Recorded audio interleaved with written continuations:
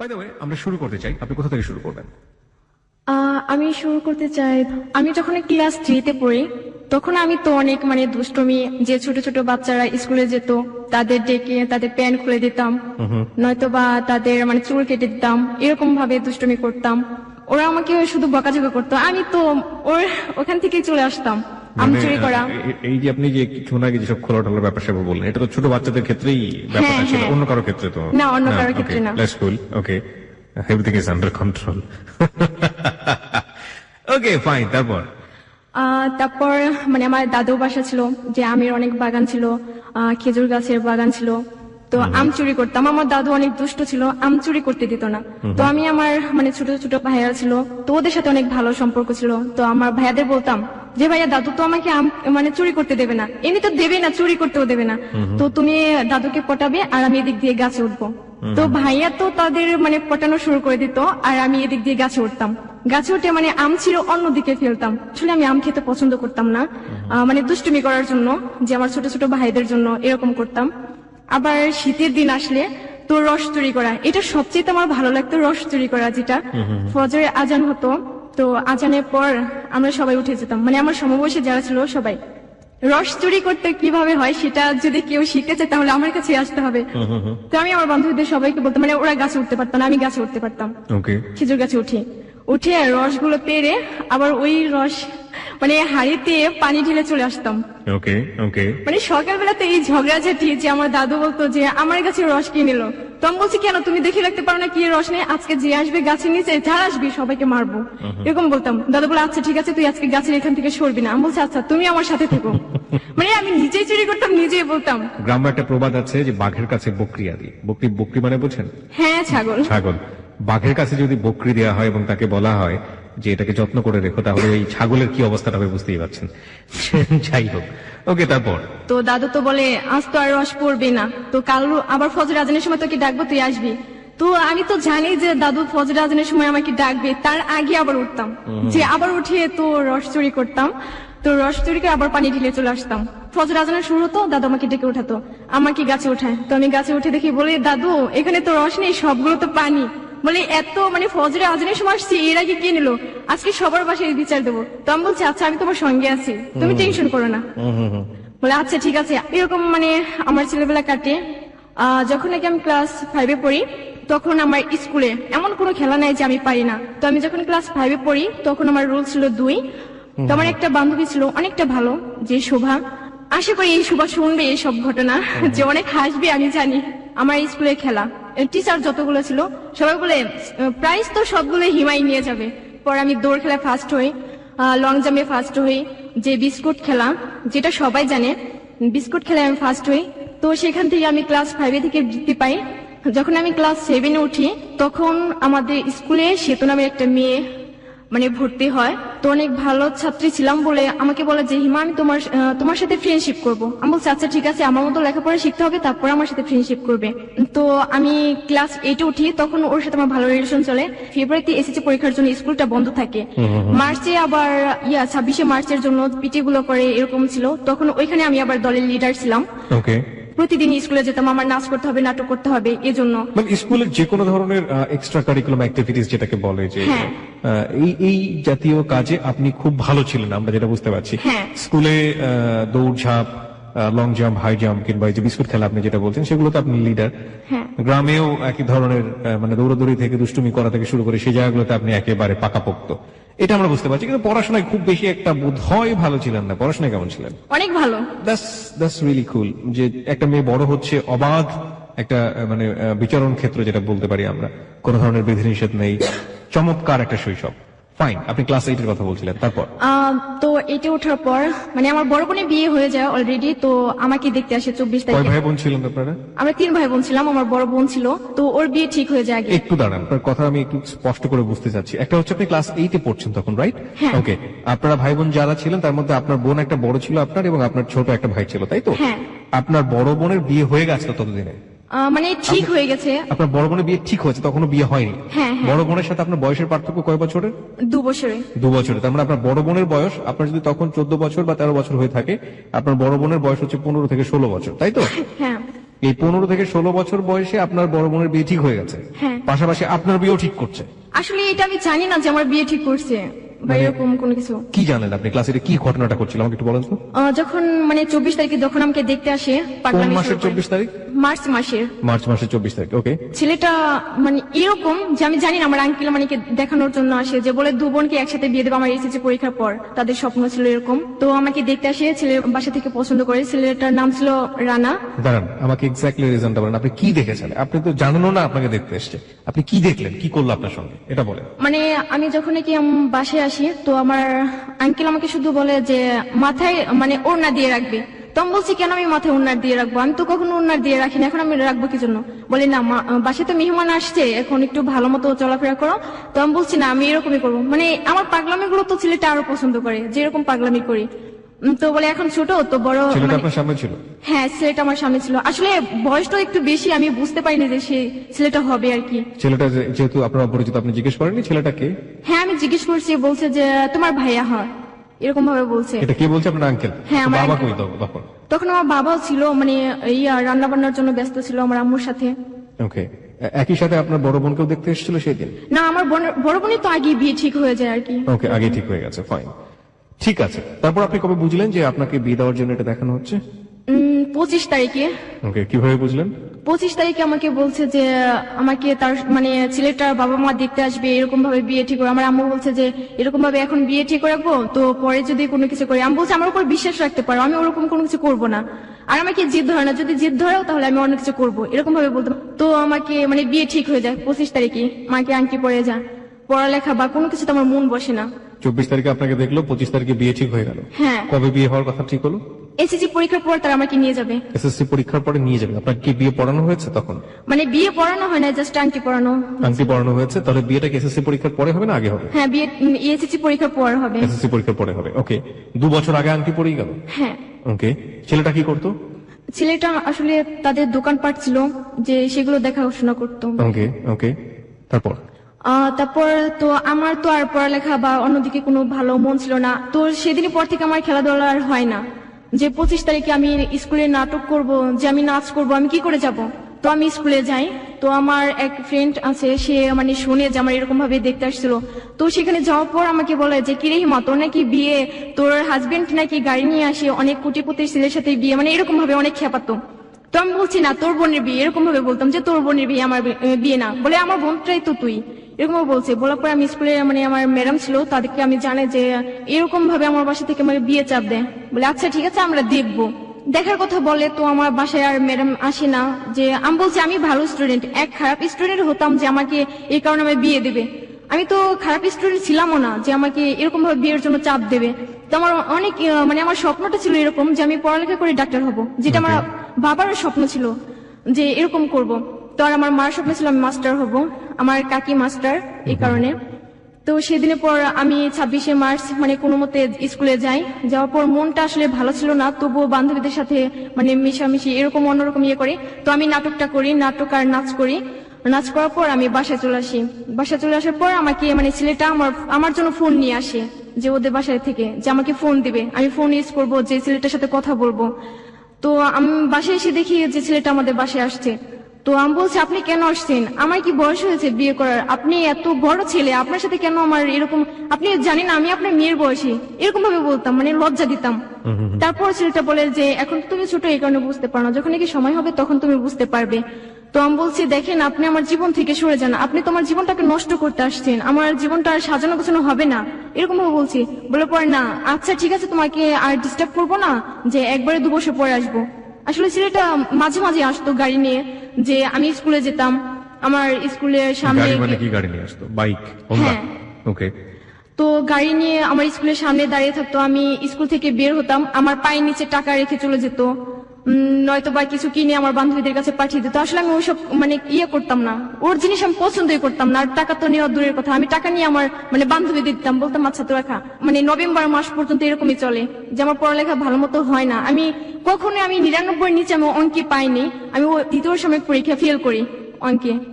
ওকে, আমি যতটুকু বুঝি যে এই সময়টাতে আপনি আপনার বাবা মাকে কি বলেছিলেন যে আপনি বিয়ে করতে চান না, সুতরাং কোনোভাবে যেন বিয়েটা না দেওয়া হয়? আপনার আসলে বাবা মা? হ্যাঁ, আমি বলছি যে আমার কি বিয়ে করার বয়স হয়েছে, তোমরা এখন আমাকে বিয়ে কেন দেবে? তো আমার আম্মু আব্বু বলছে যে এখন বিয়ে ঠিক হলে তো আর বিয়ে হয়ে গেল না, তোকে তো 2 বছর পর নিয়ে যাবে, এরকম ভাবে বলতো। মানে অনেক বোঝানোর চেষ্টা করে আর কি। তো তারা বোঝানো মানে বোঝে না। আমার ফুপ্পিরা সবাই তো তাকে পছন্দ করে, বলে ছেলেটার কি নেই, গাড়ি আছে, বাড়ি আছে, টাকা আছে, কোনো কিছুর অভাব নেই। আমি বলছি আমার এসবের দরকার নেই, আমার সুখ হলে হবে। আমি চাই না যে আমার এত টাকা পয়সা লাগবে। অক্টোবর মাস আসে, অক্টোবর মাসে আমি 6 দিনের জন্য নাচার একটা প্রোগ্রাম ছিল, সেখানে আমি চলে যাই। সেখান থেকে ফিরে আসি 31 তারিখে বাসে আসার পর আমি 2 তারিখে প্রাইভেটে যাই, একদিন শুধু রেস্ট নেই। আমার বান্ধবী মানে প্রাইভেটে যায় না সেতু, তো আমি আবার ওদের বাসায় যাই। বাসায় গিয়ে বলি যে সেতু তুমি স্কুলে যাও নাই কেন, প্রাইভেট কেন মিস করলে? তো ও তো আমাকে বলে যে দেখো একটা ছেলে আমাকে ফোন করে, তো আমাকে অনেক ডিস্টার্ব করে, আমার আম্মু আমাকে অনেক বকাঝকা করে, যেভাবে পারে তুমি এটা ম্যানেজ করো। তো আমি বলছি আমি কি করব? তো সে আমাকে বলতে আছে যে না তুমি ছেলেটার সাথে কথা বলো, তুমি বললে অবশ্যই ছেলেটা শুনবে। তো আমি বলছি আচ্ছা ঠিক আছে আমি বলবো। তো ছেলেটাকে মিস কল দেয়, মিস কল দেওয়ার পরে সাথে সাথে ছেলেটা ফোন করে। ওকে, যে জায়গাটাতে আমরা ছিলাম, সেতুকে ডিস্টার্ব করতো একটি ছেলে কোন একটি আননোন নাম্বার থেকে, এবং সেই ছেলেটিকে আপনাকে দিয়ে মানে ধমকাবে সেই ছেলেটিকে। হ্যাঁ, মিস কল দেওয়ার পরে সাথে সাথে ছেলেটা ফোন করে, রিসিভ করে সালাম দেই, সালামের উত্তরটা নেয়। তো আমাকে বলছে যে কে আপনি? তো আমি বলছি কেন মানুষ? বলার পরে ছেলেটা বলে যে মানুষ আপনার বাসা কোথায়? মানে সে তো আমাকে শিখে দেয়, বলো যে তোমার বুকের ভিতর। তা আমি ছেলেটাকে আসলে বলে ফেলি যে তোমার বুকের ভিতর। তো ছেলেটা বলে যে আপনি পাগল হয়েছেন, আপনার বাসা থেকে কেউ জানে না, আর যদি না জানে তাহলে বাসায় গিয়ে বলেন যে আপনার পাগলাগার মানে খালি আছে, সেখানে গিয়ে ভর্তি করে দিতে, যত সব। এ কথা বলার সাথে সাথে ফোনটা কেটে দেয়। তো আমি বলছি সে তো তোর জন্য আজকে ছেলেটা আমাকে এসব কথা বলবে, বলে আবার মিস কল দাও, ছেলেটাকে বলো, তুমি বুঝিয়ে বলো। তো আবার মিস কল দেয়, মিস কল দেওয়ার পর সাথে সাথে ছেলেটা ফোন করে।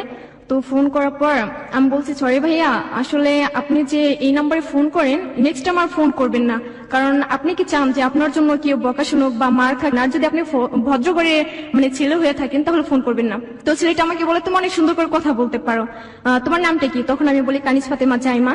তো আমি আবার জিজ্ঞেস করি আপনার নামটা কি? তখন বলে সাজিদুল কবির রাকিব।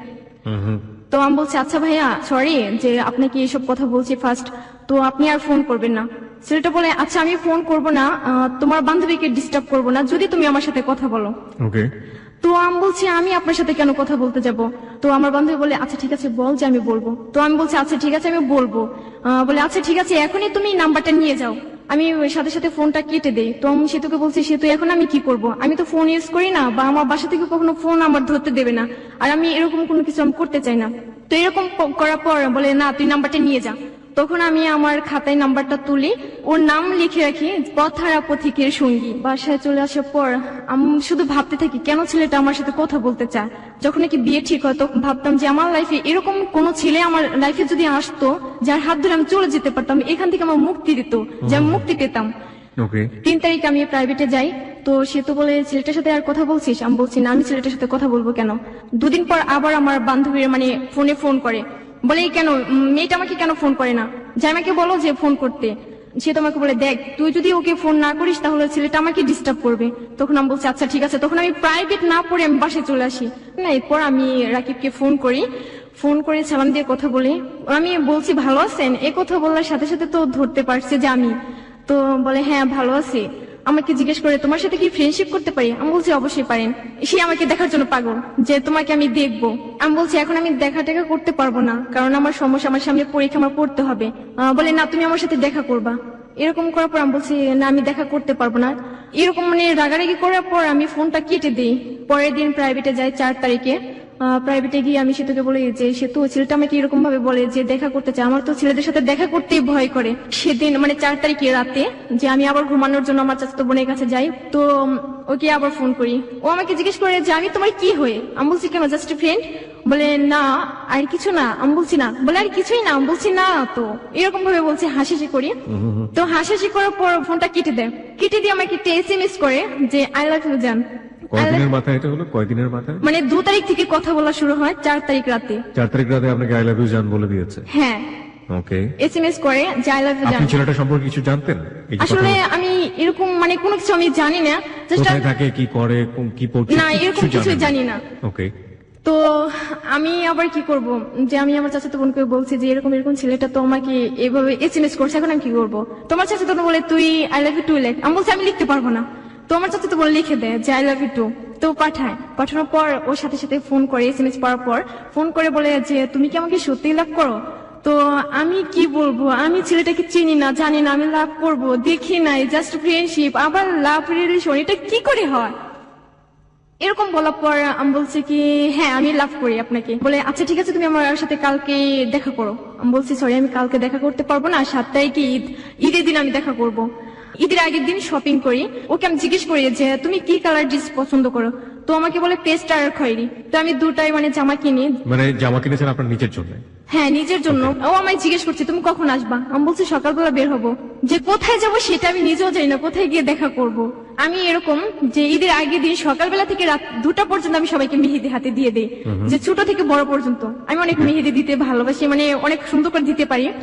তো সবাই আসে, আমিও হাতে মেহেদি লাগাই। সকাল 6টার দিকে আমি ঘুম থেকে উঠি, আমি আমার বান্ধবীদের সবাইকে ফোন করি।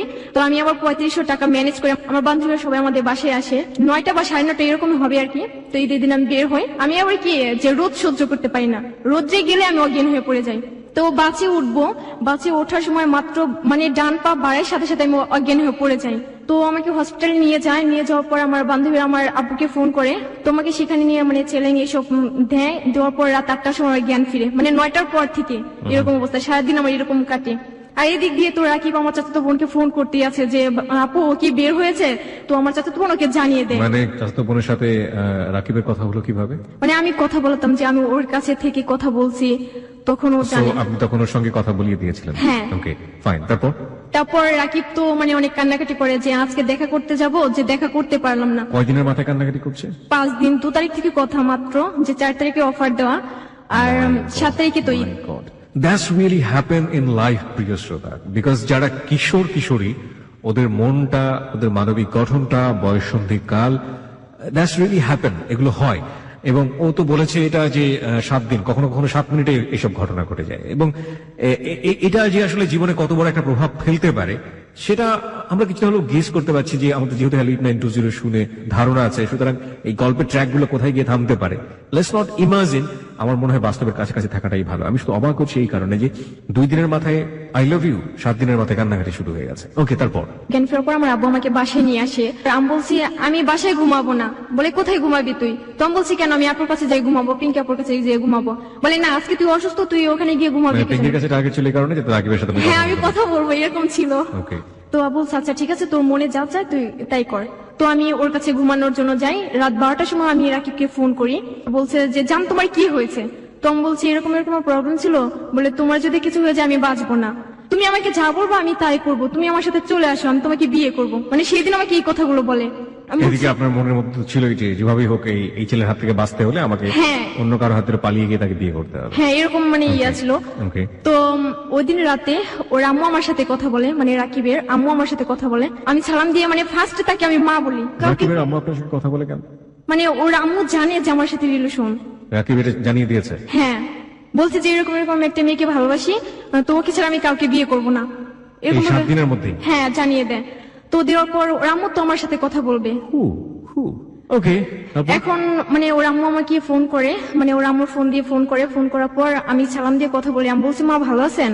বলে তুমি নাকি অসুস্থ, দেখো আমার ছেলে ফুলের মতো ছেলে, এরকম ভাবে অনেক কিছু বলে যে আমার ছেলেকে তুমি কখনো কষ্ট দিবা না। আমি বলছি আচ্ছা আম্মু, আপনি যদি আমার সাথে থাকেন তাহলে আমার কোনো ইয়া নাই, টেনশন নাই, যে আপনি সাথে থাকবেন, এটার চেয়ে তার বড় কিছু হয় নাকি। বলছে আচ্ছা ঠিক আছে, যে তোমরা কথা বলবা বাট কোনো কিছু করবা না। তো বলছে আচ্ছা ঠিক আছে, আমি কিছু করবো না।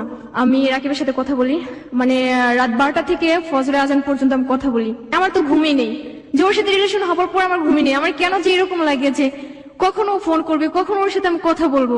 তার আলটিমেটলি প্রথম দিকে আপনাদের যেটা টার্গেট ছিল যে ধমক দিতে যাওয়া, ছেলেটাকে বকাঝকা করা, এবং ছেলেটার সাথে এক ধরনের মিসবিহেভ করা, ছেলেটাকে এক ধরনের হিপোক্রেসি বা প্রতারণা করা, সেটা করতে গিয়ে আপনাদের আলটিমেটলি আপনারা যে যা হওয়ার প্রেমে পড়ে গিয়েছেন, তাই তো? কিশোরী বয়সে যেটা হয় আর কি আলটিমেটলি। ওকে, তারপর পরের দিন সকালবেলা আমি ওকে ফোন করি, তোর ফোনটা অফ ছিল। সারাদিন আমি ফোনে ট্রাই করি। আমি আবার বাসা থেকে বের হই, মোবাইলটা নিয়ে। আমার আম্মু বলছে যে তুই কোথায় যাস? আমি বলছি আমি এই তো রাস্তা দিয়ে, আর কোথাও না। সে কথা বললে আমি প্যান্ট আর গেঞ্জি পরে তো আমি বের হয়ে যাই, যে বান্ধবীর বাসায় যাই। তো অনেকবার ফোনে ট্রাই করি, যে ওর ফোনটা অফ ছিল। বিকাল 5টার সময় আমি ওর একটা ফ্রেন্ডকে ফোন করি। মানে ওর ফ্রেন্ডের নাম ছিল রাজীব। তো আমি বলছি রাজীব ভাইয়া আপনি একটু দেখেন না রাকিবের কি হয়েছে, যে ও আমাকে ফোন কেন করে না, ফোনটা কেন off? আমাকে জানাবে তো, আমি একটা প্রবলেমের মাঝে আছি, বা তুমি টেনশন করো না, এরকম তো কিছু থাকবে। বলে আচ্ছা ঠিক আছে তুমি টেনশন করো না, আমি দেখবো। সেই রাজীবের সাথে আবার আমার চাচাতো বোন মানে পিঙ্কির সাথে রিলেশন হয়ে যায় এদিকে, যেটা আমি জানি না। রাজীব মানে? আমার যে বয়ফ্রেন্ড ছিল, যে ওর friend Rajeev. By the way, আপনি যাকে বলছেন রাকিবের ফ্রেন্ড রাজীব, তার সাথে আপনার ওই বান্ধবীর মানে চাচাতো বোনের একটা সম্পর্ক আছে যেটা আপনি জানেন না, তাই তো? তখনও আপনি জানেন না। ওকে।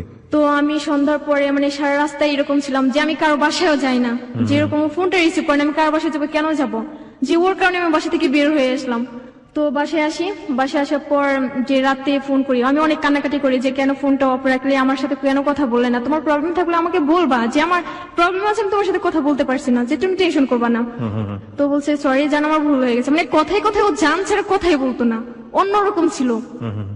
যে কথা বলবে, কথা বলার শেষে আই লাভ ইউ জান ভালো থেকো, মানে এরকম ভাবে কিছু বলে তারপর ফোনটা রাখবে। পরের দিন আমার মানে চাচাতো ভাই, তো ভাইয়া ফ্রেন্ডদের নিয়ে যায়, তো আমাকে বলে যে জামা পরো। আমি বলছি না আমি এখন পরবো না, আমি কোথাও বের হবো না, কারণ আমি বের হলে তো আমি কথা বলতে পারবো না, সেটা আমি নিজেও জানি। তো আমি বলছি না আমি বের হবো না। তো আমার আম্মু তো জোর করে আমার জামাটা চেঞ্জ করে দেয়, যে আমি জামা পরে ভাইয়া আর ভাইয়ের ফ্রেন্ডদের সাথে যাই, মানে হাঁটতে হাঁটতে যাই। আমাদের বাসা থেকে একটা ব্রিজ আছে, মানে এতটা সুন্দর, সব ছেলে মেয়ে বিকাল বেলা সেখানে যাবেই। তো ভাই আমার সেখানে যায়, ভাই একটা ফ্রেন্ড ছিল যেটা আমাকে পছন্দ করে, নাসিম ছিল তার নাম।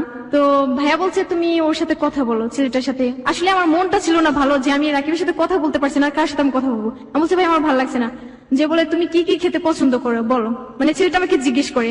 বলার পর আমি বলছি না আমি কিছু খেতে পছন্দ করি না। ভাই আবার জানে যে আমি কোন আইসক্রিম চিপস পছন্দ করি, তো আমার জন্য এগুলো মানে অনেক মানে খাবার নিয়ে যান। আমি বলছি তুমি আমাকে এই খাবার দিয়ে ভুলাবে, কখনো ভুলাতে পারবে না। তো ভাই বলছে না খাওয়া। ছেলেটা কি করে, ছেলেটা আমাকে বলে যে তোমাকে আমি পছন্দ করি। আমি বলছি কি করতে পারবেন আমার জন্য, বলে তোমার জন্য আমি সবকিছু করতে পারি। আমি বলছি মরতে পারবেন, বলে হ্যাঁ। আমি বলছি তাহলে এই ব্রিজ থেকে লাফ দিয়ে আপনি মারা যান। তো ছেলেটা বলে যে তুমি আমাকে এরকম ভাবে বলছো কেন, যে আমি ব্রিজ থেকে লাফিয়ে মারা যাবো। পরে সাথে সাথে ছেলেটা মানে কি যেন পকেট থেকে বের করে সাথে সাথে হাত কাটে আমার সামনে। এই ছেলেটা তো আপনাকে আগে থেকে পছন্দ করতো, রাইট? মানে আগে থেকে পছন্দ করতো, সেদিন আমার ফার্স্টে দেখে আর কি, দেখেই এই সঙ্গে সঙ্গে এই ধরনের প্রতিক্রিয়া। হ্যাঁ এরকম ছিল। মানে তখন ভাইয়ের বন্ধু ছিল সে? হ্যাঁ সে আমার ভাইয়ের বন্ধু ছিল। আপনার কোন ধরনের ভাই এটা? মানে আমার চাচাতো ভাই। আপন চাচাতো ভাই। হ্যাঁ। তো বলছে আচ্ছা ঠিক আছে আমি আপনার সাথে কথা বলবো, প্রতিদিন কথা বলতে পারবো না, সপ্তাহে একদিন কথা বলবো, যে শুক্রবার ছাড়া। বলছে আচ্ছা ঠিক আছে তুমি বলবা। আমি বলছি সরাসরি কথা বলবো, আপনি আমাদের বাসায় আসবেন, আমি তখনই কথা বলবো, এছাড়া ফোনে কথা বলতেই পারবো না। বলে আচ্ছা ঠিক আছে, তারপরে তুমি তো একদিন কথা বলবে, সে কথা বললেই হবে। আমি তো আরো টেনশনে পড়ে যাই যে আমি কি করবো, এই ছেলেটা যদি আগে আসতো তো এই ছেলেটার সাথে মানে রিলেশনটা হয়ে যেত আমার মনে হয়। রাতে বলছে যে তুমি আমার সাথে দেখা করবা, চাচুর বাসায় যেতে বলে। আমার চাচুর বাসা আমাদের বাসা থেকে মানে 2 মিনিট সময় লাগে। তো আমি বলছিলাম যেতে পারবো না, আমার কাকি আসে আমাকে নেওয়ার জন্য রাতে। তো আমি সেখানে যাই, তো ছেলেটা আমার সাথে একসাথে খাবার খাবে।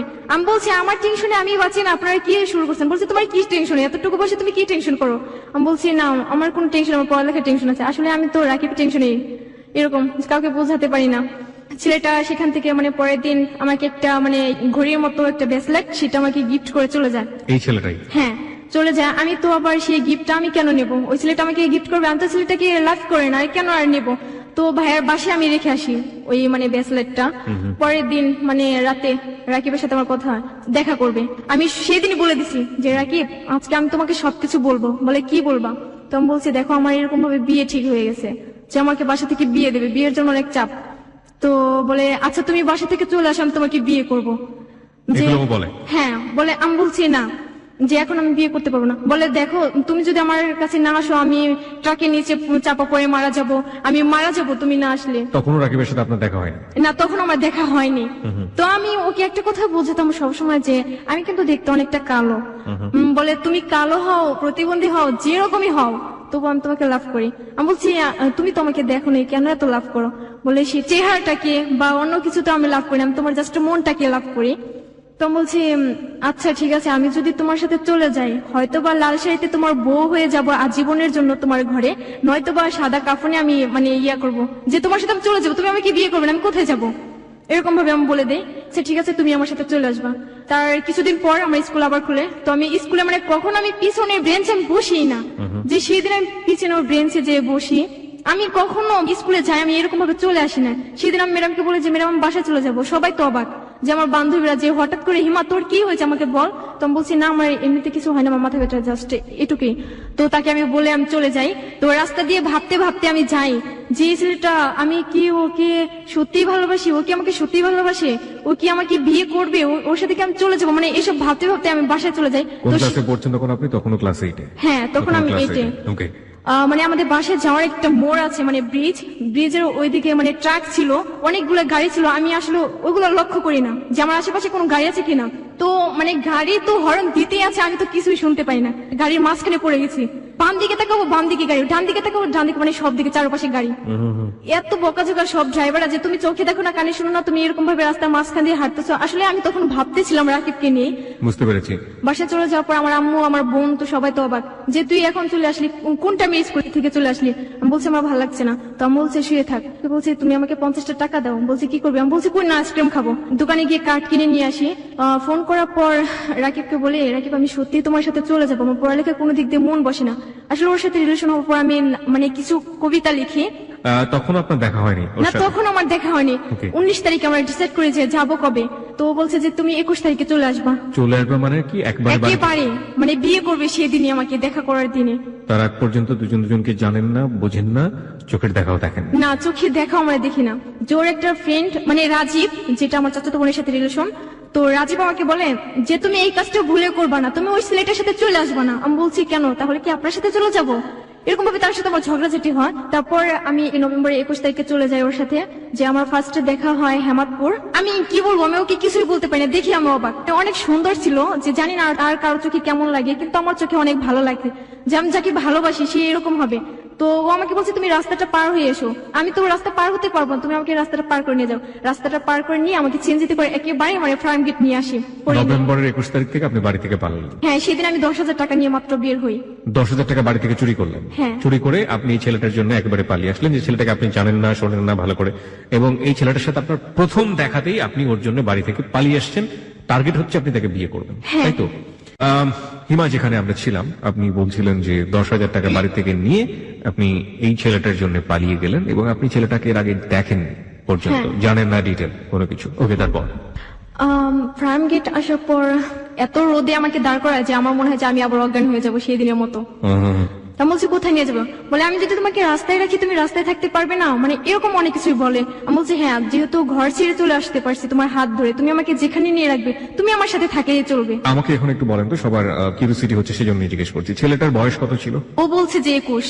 ওই সময় ওর বয়স 21 বছর? হ্যাঁ আমাকে বলছে যে ও নাকি অনার্স সেকেন্ড ইয়ারে পড়ে। আমি তো আমাকে যাত্রাবাড়ি গাড়িতে করে নিয়ে আসে।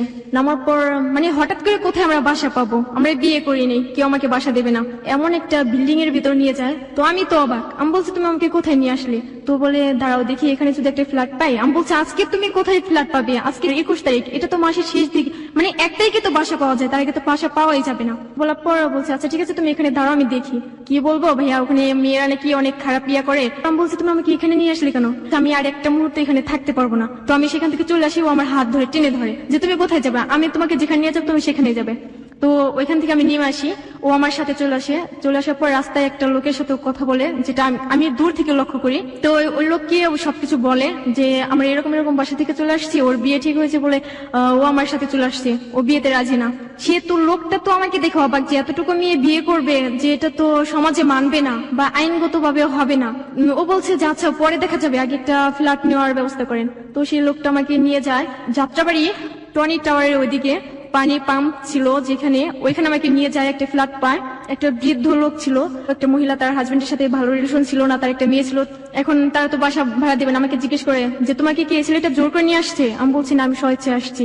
এ কথা বলার পর বলে আচ্ছা ঠিক আছে তোমরা বিয়ে করছো। আমি বলছি না বিয়ে করিনি এখনো। বলে বিয়ে করা ছিল তোমাদের বাসা ভাড়া দেওয়া যাবে না। তো ওরা কি বলে আচ্ছা আন্টি আচ্ছা আজকে রাতটা আমরা কষ্ট করে থাকবো, সারাদিন তো গাড়িতে ছিলাম, পরে আমরা কালকে বিয়ে করবো। না এক মুহূর্ত মানে থাকা যাবে না, মানে বিয়ে করা ছাড়া। রাকিব অনেক বিরক্ত হয়ে বলে যে আচ্ছা ঠিক আছে আপনি বিয়ের ব্যবস্থা করেন, আমি বিয়ে করবো, আমি বিয়ের যা লাগে আমি সবকিছু নিয়ে আসবো। তো ওই আন্টি তো মানে কাজীকে ডাকতে যায়, কাজীও আমাকে দেখে অবাক। কাজীকে মানে 11,500 টাকা মানে ঘুষ দিয়ে তারপরে বিয়েটা করানো হয়। এই টাকাটা কে দেয়? এই টাকাটা রাকিব দেয়। আমি যে বাসা থেকে টাকা নিচ্ছি একটা টাকাও মানে 2,000 টাকা ছাড়া ওকে আমি একটা টাকাও দিইনি। আপনি বাসা থেকে যে কিছু নিচ্ছেন এটা কেউ জানতো? না, আমি ওকে ও আমাকে সবসময় একটা কথা বলতো যে তোমার কিছুই লাগবে না, তুমি এক ড্রেসে চলে আসবা, তুমি বাসায় যে ড্রেস পরো সেই ড্রেসে তুমি চলে আসবা, তোমার কিছুই লাগবে না, এরকম ভাবে বলতো। তো আমি টাকা নিয়ে ইভেন আপনি যে বের হলেন আপনি ওকে জিজ্ঞেস করেননি যে আমাকে কোথায় রাখবা, কি করবা, কি খাওয়াবা? আমি হ্যাঁ জিজ্ঞেস করতাম, তো ও আমাকে বলছে যে কেন, আমি তোমার জন্য সব পারি, আমি চাকরি করবো, আমার কি যোগ্যতা কম? যে আমাকে বলতো যে আমার যদি রিক্সা চালিয়ে খাওয়াতে হয় তবে তোমাকে আমি খাওয়াবো। তো বিয়ে পড়ানোর সময় কাজে যখন আমাকে বলে যে কবর বলতে, তখন আমি হেসে দিই। আমি বলছি মানে ও কবর বলার সাথে সাথে রাকিবের পায়ে একটা চিমটি কাটি। তো বিয়ে করানোর পর সবাই তো মানে হাসি খুশি যে আমি এত অল্প বয়সে বিয়ে করেছি, আর আমার হাজবেন্ডটা অনেক ভালো, সবাই অনেক ভালো জানতো ওকে। সেদিন রাতে মানে যে আন্টি বলি তার মা ছিল সেখানে, আমাকে বলে যে তোমরা নামাজ পড়ো না, কিছু পড়ো না, তোমরা এখানে থাকতে পারবা না। তো আমি বলছি আমরা কোথায় যাবো, আমরা বাসা ভাড়া নিয়েছি, এখন আমরা এখানে থাকবো না, কোথায় থাকবো? তার সাথে আমার ঝগড়া হতো, মানে অন্যরকম ঝগড়া। বিয়ে হওয়ার পর রাত 10টার সময় মানে আমি প্রকাশ করতে পারি না যে আমার ক্ষুধা লাগে, যে আমার অনেক কষ্ট হয়। তো আমাকে সবসময় আমার বোন আমার খাওয়া দাওয়া বা ড্রেস চেঞ্জ করে দেওয়া, গোসল করে সব আমার বোন করতো। বড় বোন, বাই দ্য ওয়ে আমি একটু জানি যে আপনার বড় বোন কি তখন বিয়ে হয়ে গেছে যখন আপনি বের হয়ে আসছেন বাড়ি থেকে? না, তখন বিয়ে হয়নি। তখনও বিয়ে হয়নি, ঠিক হয়ে আছে মাত্র, হ্যাঁ। রাইট? ওকে।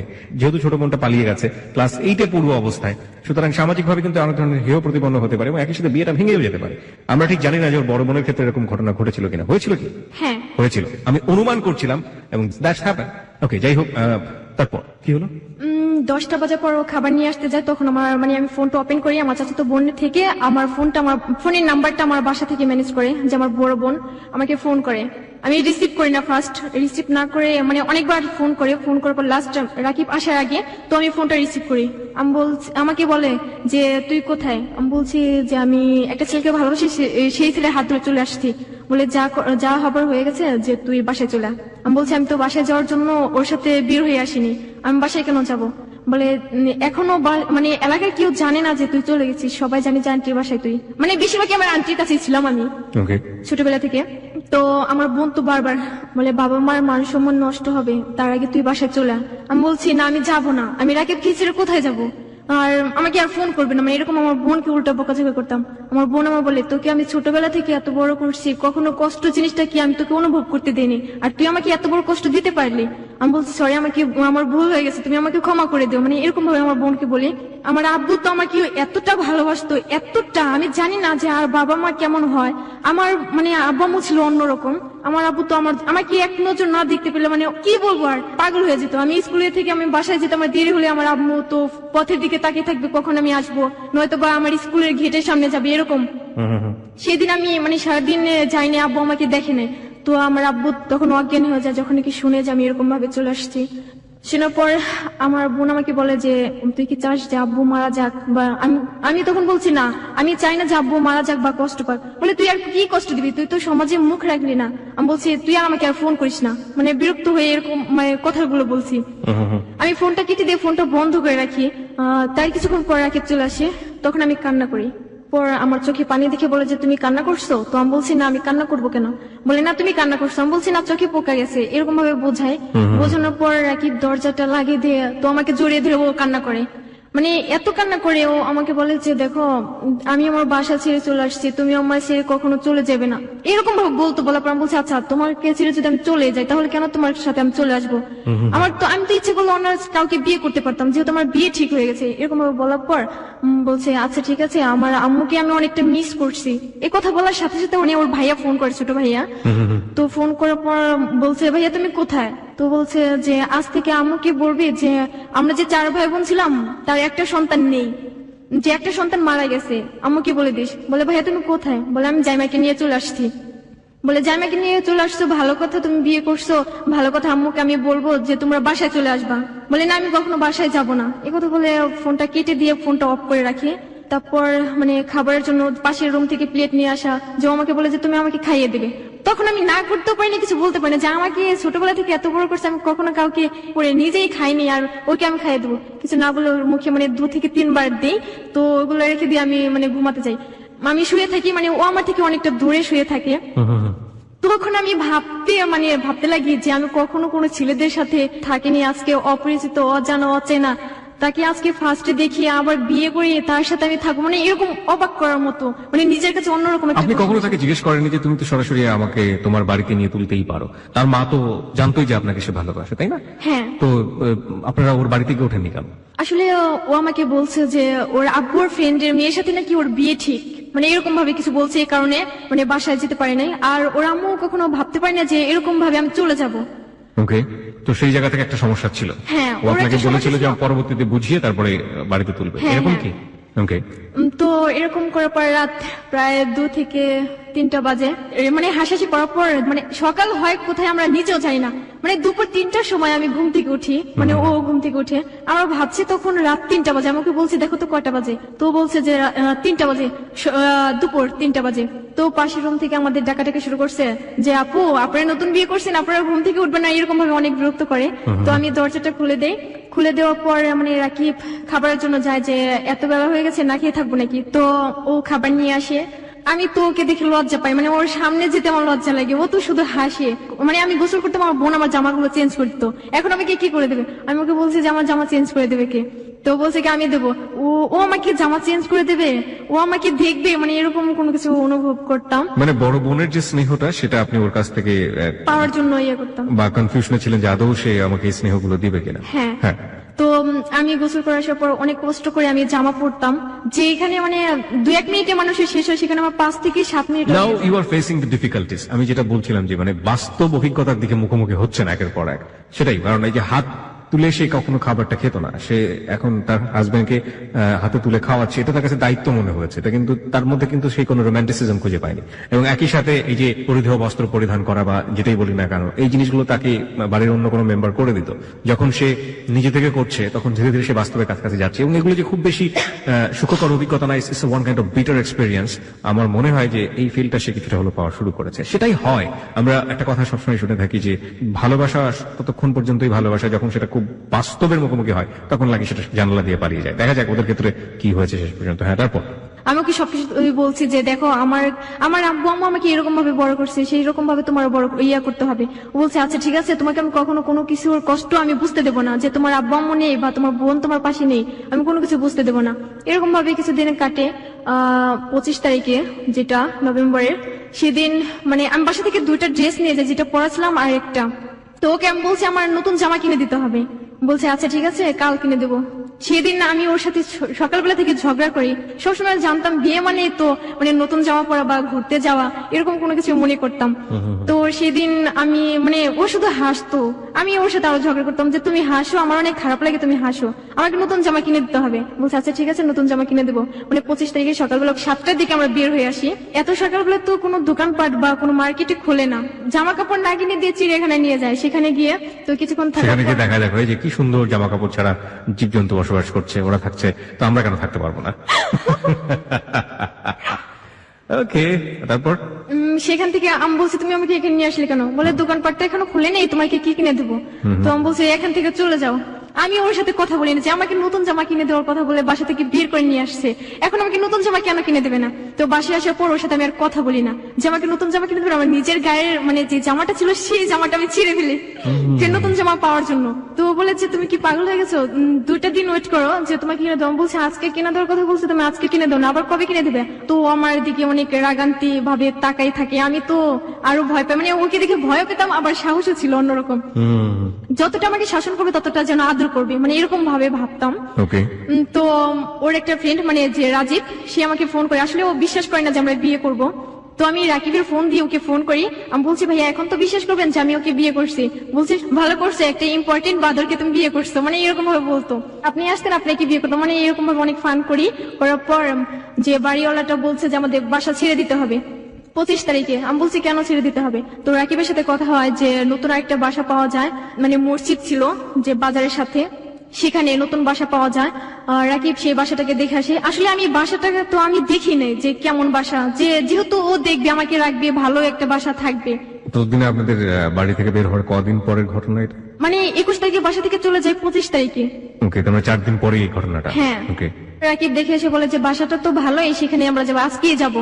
তো সন্ধ্যার দিকে আমাকে বলে যে তুমি রেডি হয়ে থাকো, আমি এই বাসার যা জিনিসগুলো আছে আমি সব ওই বাসা নিয়ে গুছিয়ে তারপর তোমাকে নিয়ে যাবো। কি ছিল আপনাদের বাসাতে? কি ছিল, জাজিম ছিল, মানে এমনি সংসারে যা লাগে মানে অল্প অল্প ছিল সবই। জাজিম ছিল মানে এগুলো কিনেছিলেন?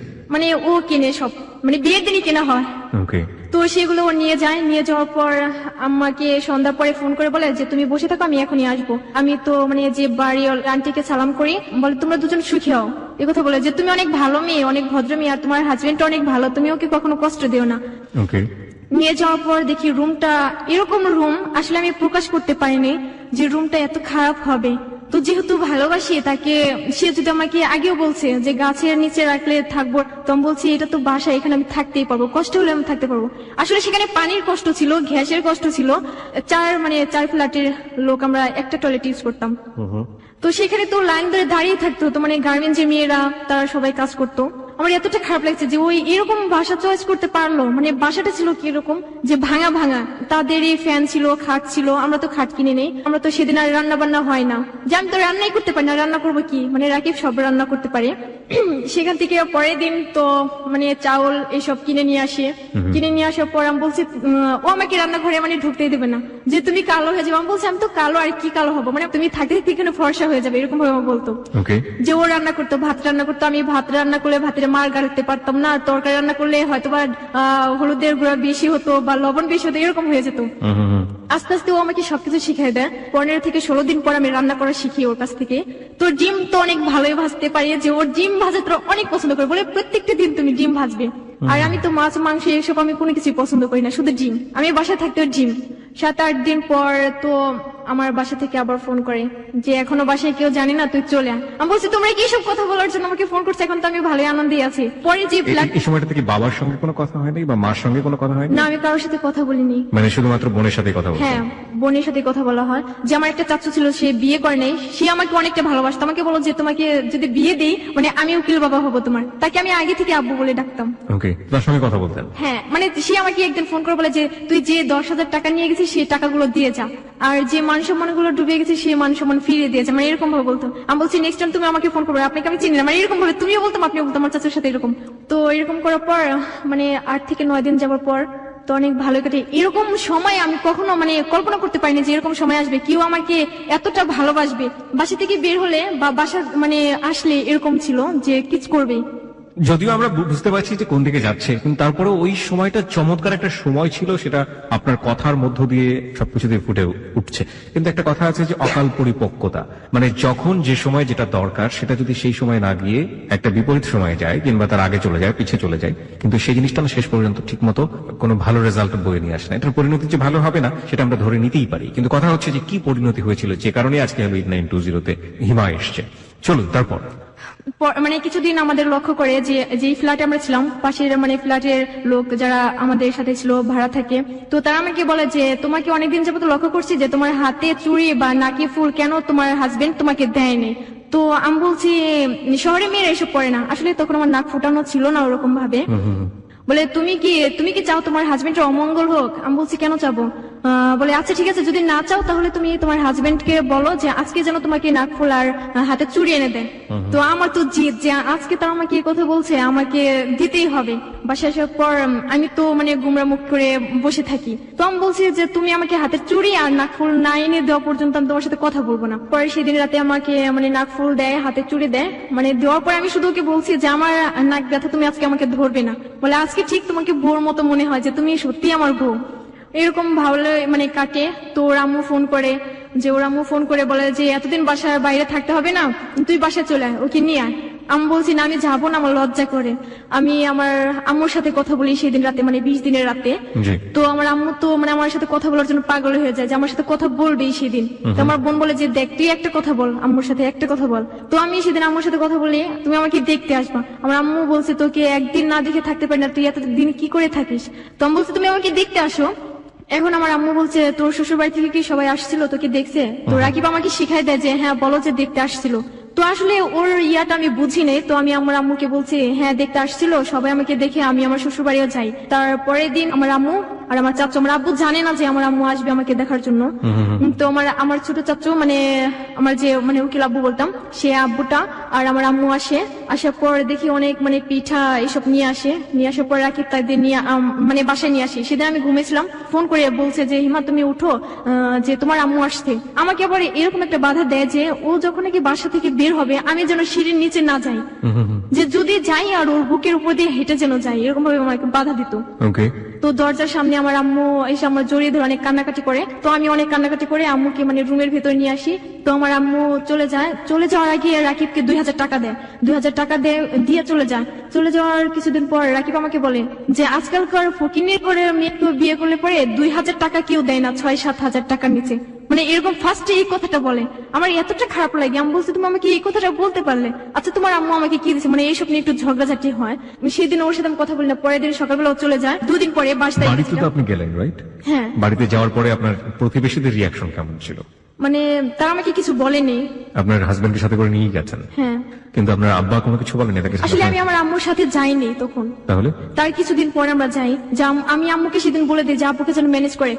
আমার আবার মাথায় যাওয়ার পরে বাবা কি বলছিল? মানে বাবা কিছু বলেনি, কারণ আমার তো মাথায় প্রবলেম ছিল, টিউমার ছিল মাথায়। আপনার আগে থেকে টিউমার ছিল? মানে 2010 সাল থেকে আমার মাথায় টিউমার। তো ডাক্তার বলছে যে আমার যদি এটা এইভাবে মানে সেরে যায় তো সারবে, আর যদি না যায় তাহলে 6 মাসের গ্যারান্টি যে আমি বাঁচতে পারবো।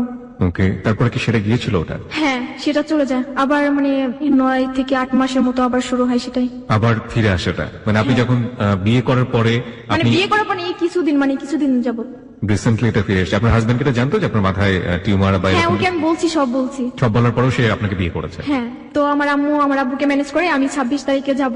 তো যাওয়ার আগে ওর সাথে রাতে মানে আমার এত ঝগড়া হয় যে মানে এরকম ছিল যে ওকে বলা ছাড়া আমি কেন বাইরে যাবো, আমি টয়লেটে যাবো তো ওকে বলে আমার যেতে হবে। তোরটা খারাপ লাগছিল যে ও সকালবেলা বের হয়, যে আর বাসায় আসার কোনো খবর থাকে না, অন্য সব মেয়েদের সাথে রিলেশন।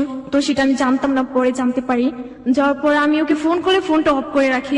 সন্ধ্যার পরে ফোনটা ওপেন করে। আমি বলছি তুমি সারাদিন ফোন অফ করে রাখো আর সন্ধ্যার পরে ওপেন করে রাখো, এর চেয়ে না রাখাই তো ভালো। মানে এরকম ভাবে ঝগড়াঝাটি হয়। আমি সেটা 2 ঘন্টা গোসল করি, সবাই আমাকে অনেক বকাঝকা করে। তো রাকিব এসে দেখে যে আমি গোসল করছি, গোসলখানা থেকে বের হইনি। তো বলে তুমি বের হও। আমি মানে বের হয়ে রুমের ভিতর আসি।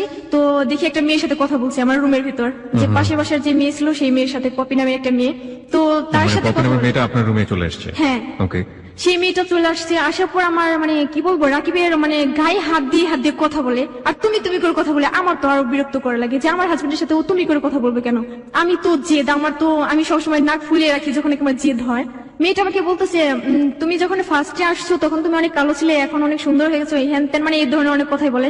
তো রাকিব শুধু একটা কথা বলছে, এখন ওকে কিছু বলবেন না যে ও অনেকে রাগ করে আছে যে সারাদিন বাসায় ছিলাম না।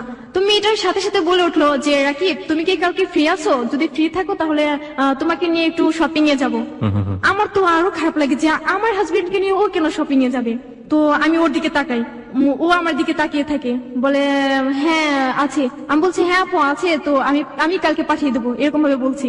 তখন আমি বলছি কি আপনি নেক্সট টাইম আমাদের রুমে ঢুকবেন না, আপনি আর কখনো এই রুমে আসবেন না, চলে যান এখান থেকে, আর আসবেন না, কখনো কথা বলবেন না। আর যদি দেখি আমার হাজবেন্ডের সাথে আপনি কথা বলছেন তাহলে আপনি কি হবে আপনি ভাবেন। তো রুম থেকে বের হওয়ার পর রাকিব তো আমাকে বলে যে ওর সাথে এরকম ব্যবহার করছো। আমাকে কেন, যাও তুমি শপিং এ ওর সাথে।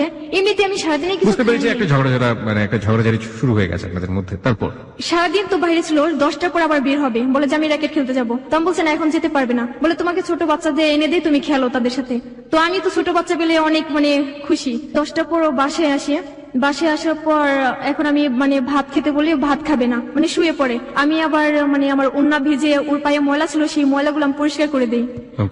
পরের দিন আবার ও চলে যায়। আমি বলছি আমি আমার বাসায় যাবো, আমার বাসা থেকে আমাকে বলছে যে বাসায় যেতে, আমি বাসায় যাবো। তো বলছে কি আচ্ছা ঠিক আছে যাবো। সেদিন আমার সবচেয়ে ইয়ে ছিল যে 16 ডিসেম্বরে যেদিন আমি নাটক করি, আমি নাচ করি, সেখানে আমি থাকতে পারবো না, যে আমার স্কুল থেকে তো আমি ত্যাগ হয়ে আসছি, সেই প্রোগ্রামটা আমার দেখতেই হবে, আমি এরকম ভাবে ওকে বলছি। তো বলে আচ্ছা ঠিক আছে 16 তারিখে 16 ডিসেম্বরে আমাকে নিয়ে যাবে। বলে আমার কাছে টাকা নিয়ে আমি কি করে নিয়ে যাব। আমি বলছি আজকে তোমার টাকা নিয়ে তুমি কালকে টাকা পাবে কোথায়। বলে আচ্ছা ফোন বিক্রি করবো। এই কথা বলে বাসা থেকে বের হয়ে যায়। তারপরে দেখি 7টা ফোন আমার হাতে এনে দেয়। আমি অবাক হয়ে যাই যে এতগুলো ফোন ও কোথায় থেকে পেলো।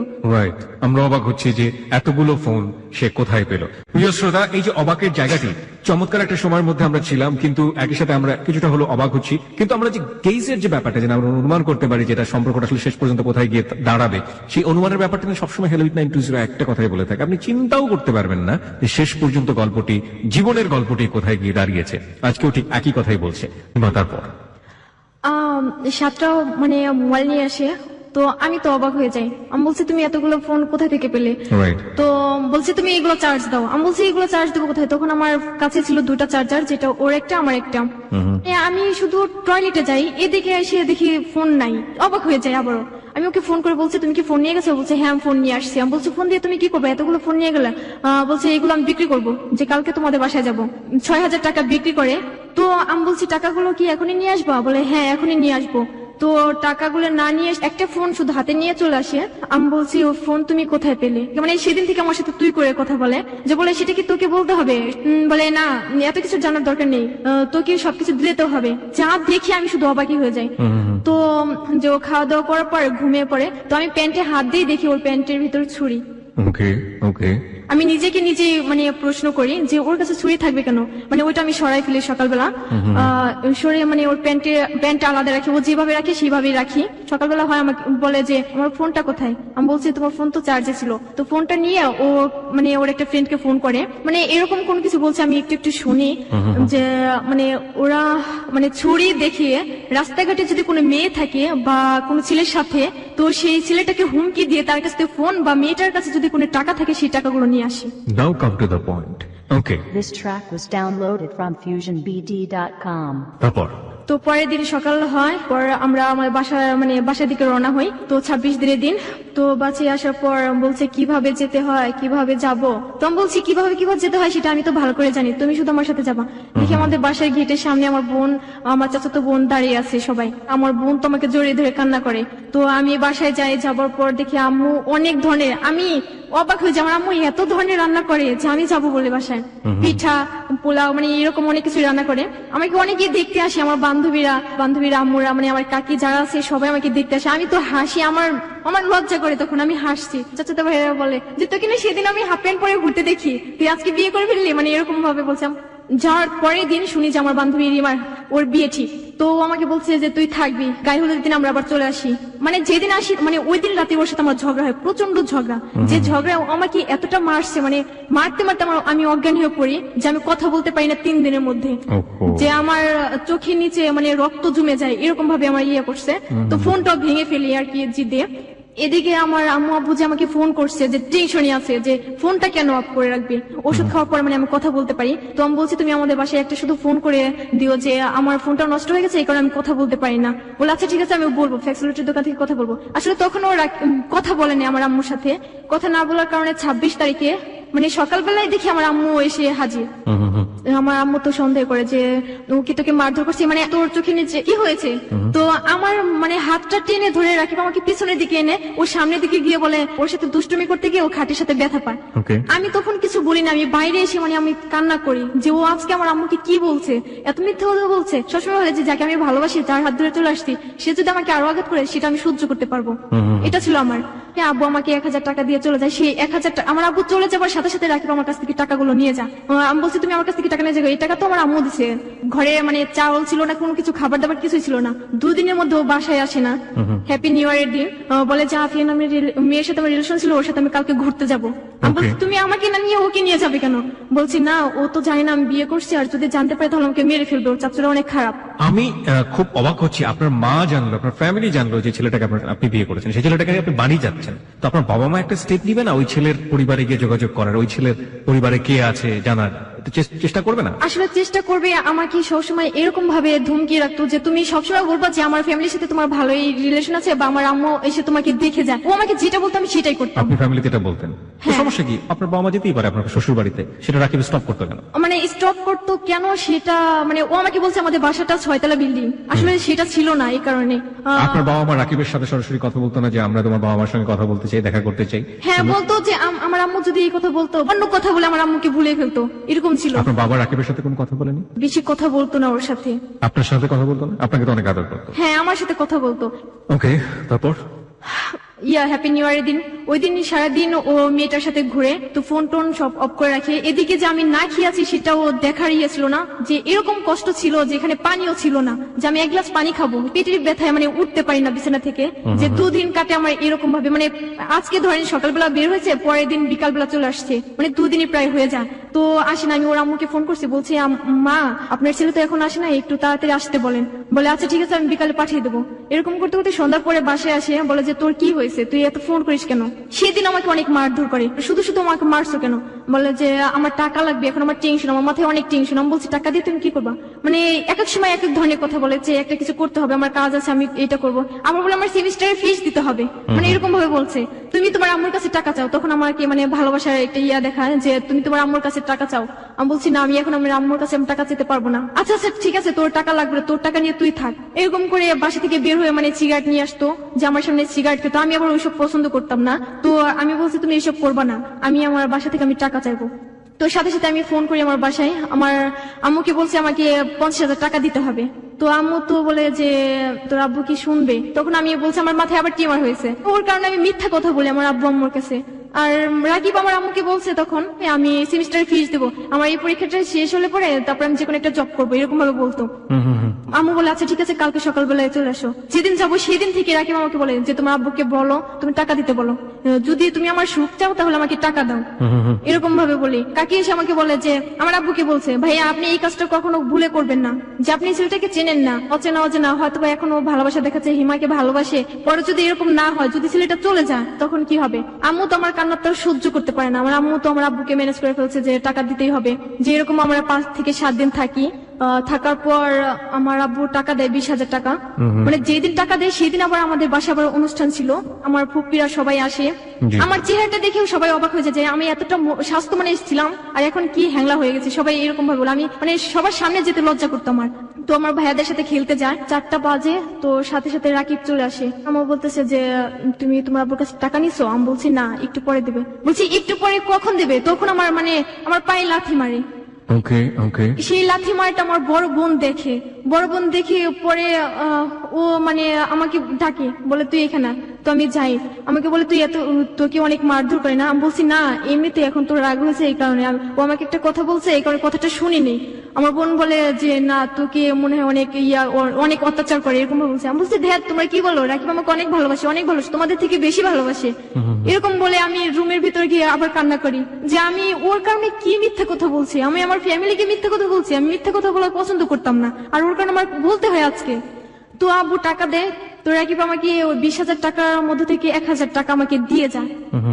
ও চলে যায় আমাকে রেখে, আমি ওর সাথে যাওয়ার জন্য করি যে আমি যাবো। আমি তো জানি যে ওর সেমিস্টারে ফিস দিবে না, আসলে টাকাটা এভাবে নেয় যে ও জুয়া খেলে, যে জুয়া খেলার ওখানে ঋণ হয় 20,000 টাকা, সেই টাকা আমাদের বাসা থেকে নেয়, সেটা আমি জানি না। এই কারণে আপনি জানলেন কবে? মানে জানি তার কিছুদিন পর ওর একটা ফ্রেন্ড আমাকে ফোন করে জানায়। ওর ফ্রেন্ড আপনার নাম্বার গুলো কি? ওর ফ্রেন্ড রাজীব, ও তো নাম্বার জানে। তারপরের দিন থেকে আমি ফোন দিলে ফোন রিসিভ করে না, মানে এসএমএস করে এসএমএস এর রিপ্লাই করে না। আসলে তখন আমি প্রেগনেন্ট ছিলাম। কোথা থেকে কোথায় যাচ্ছেন? আসলে আমি বুঝতে পারতাম না যে আমি নিজেই প্রেগনেন্ট, মানে আস্তে আস্তে বুঝতে পারি। আলটিমেটলি খারাপ লাগার জায়গাটা থেকে আপনি পরবর্তীতে গিয়ে বুঝলেন যে আপনি আসলে প্রেগনেন্ট। কি হয়ে বুঝলেন? আমার বমি আসতো বা আমার কোনো কিছু, আমার গন্ধ এরকম ভাবে থাকতো। তো সেদিন আসার পর আমাকে বলে ঘুরতে যাবো, বলছি এখন তো ঘুরতে যেতে পারবো না, এখন সন্ধ্যা লেগেছে, যদি কোনো কিছু হয়ে যায়। আচ্ছা ঠিক আছে যাবো না, একটু যাবো খেজুর গাছের ওখানে আমাকে নিয়ে যাই। ওখানে নিয়ে আমার হাতটা ছেড়ে দিয়ে ফোন করে একটা মেয়ের কাছে, মানে রুবা নামের একটা মেয়ে। তো বলছে তুমি কার সাথে কথা বলো? বলে তুমি তো নেই, এই কারণে টাইম পাস করার জন্য। আপনাদের বাড়িতে থেকে ওই ধরনের আচরণ করছে? হ্যাঁ, যে ও আমার সাথে এরকম করছে আমি কাউকে বুঝতে দেন আর কি। কি বলবো, ওর বুকের ভিতর আমাকে জড়িয়ে ধরে রেখে অন্য মেয়ের সাথে কথা বলে। বলে যে কালকে দেখা হবে। মেয়েটা তো ফোন দিতেই আছে যে ওর সাথে দেখা করবে। তখন আমার হাতে লাঠি ছিল, ওই লাঠি দিয়ে আমি রাকিবের পা একটা আঘাত করি। এবং আপনার নিজেরও একটা মাথায় মারা উচিত। আমার শোনার পরে একদম ভেতরের ফিলিংস যেটা হচ্ছে, প্রথম কথা হচ্ছে